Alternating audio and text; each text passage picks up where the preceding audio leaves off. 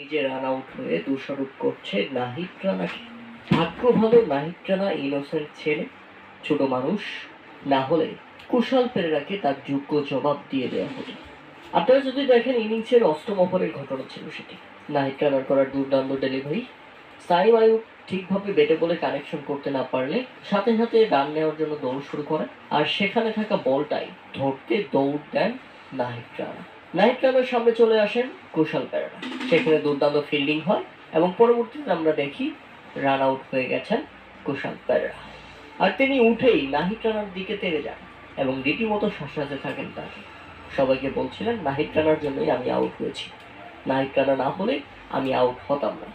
এটা নাকি তার ইজি রান ছিল। অথচ আম্পায়াররা বলছে এখানে নাহিদ রানার কোনো দোষই নেই। তাই তো তৃতীয় আম্পায়ার এটাকে আউট পর্যন্ত দিয়ে দিয়েছে।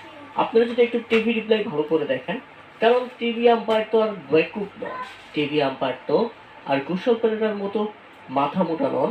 কারণ বোলার বল করার পর সেখানে পড়ে থাকা বলটা ফিল্ডিং করার জন্য দৌড় শুরু করেন। সামনে চলে আসেন কুশল পেরেরা, ঠিক আছে, কোনো সমস্যা নাই। কিন্তু ততক্ষণে নাহিদ রানা দৌড় দিয়ে তার সামনে থেকে বের হয়ে চলে গেছে। কুশল পেরেরার সঙ্গে কোন ধরনের সংঘর্ষই হয়নি তার। কুশল পেরেরাও পিচের উপর দিয়ে দৌড় শুরু করেছেন নাহিদ রানাকে দেখে, আর রান আউট হয়ে যাওয়ার পরে তিনি উঠে দাঁড়িয়ে দোষারোপ করছেন নাহিদ রানাকে। নাহিদ রানা বলছেন এখানে আমার কি সমস্যা, এখানে আমি কি করলাম? আপনি তো দৌড় শুরু করতে গিয়ে থেমে গেছেন এবং রান আউট হয়েছেন। কিন্তু না, কুশল পেরেরা কোনোভাবেই যেন থামছেই না। নাহিদ রানাকে দোষারোপ করতেই হবে, তাকে ব্লেম দিয়ে রীতিমতো মাথা নষ্ট করে দিয়েছিল। তবে টিভি আম্পায়ার আউট দিয়েছে তো আউট, কিন্তু সেটাও যেন মেনে নিবে না হায়দ্রাবাদ কিংসম্যান।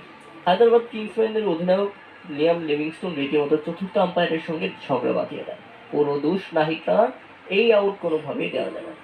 প্রিয় দর্শক, এই ব্যাপারে আপনাদের মতামত এখন আমাদের কমেন্ট করে জানান যে এটা আসলেই কোনো দোষ নাহিদ রানার ছিল কিনা।